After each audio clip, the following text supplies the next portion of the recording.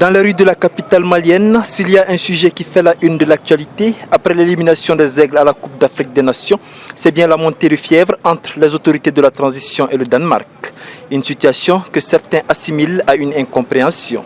Cette situation de crise qui s'annonce est toujours due à une incompréhension entre le gouvernement danois et le gouvernement de la République du Mali. Apparemment, le Danemark avait signé un certain nombre d'accords avec le régime précédent.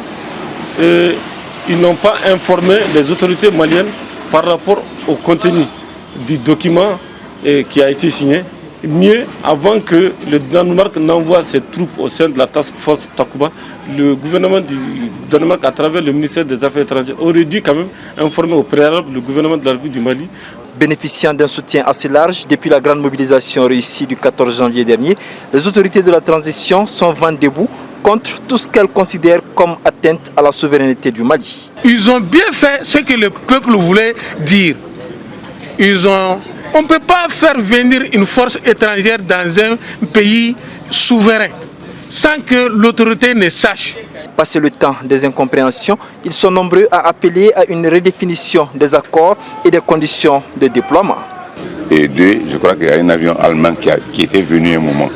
On l'a fait retourner. Et c'est la troisième fois.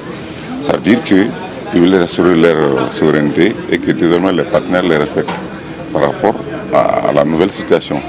Moi je pense que ce n'est pas grave, mais qu'ils acceptent aussi de dialoguer et de saisir et de dire ce qu'ils veulent faire avant de venir incognito, parce que c'est devient ça. A noter que Bamako a signifié à Paris son souhait de renégocier l'accord de défense qui lie les deux pays et attend toujours une réponse de la France.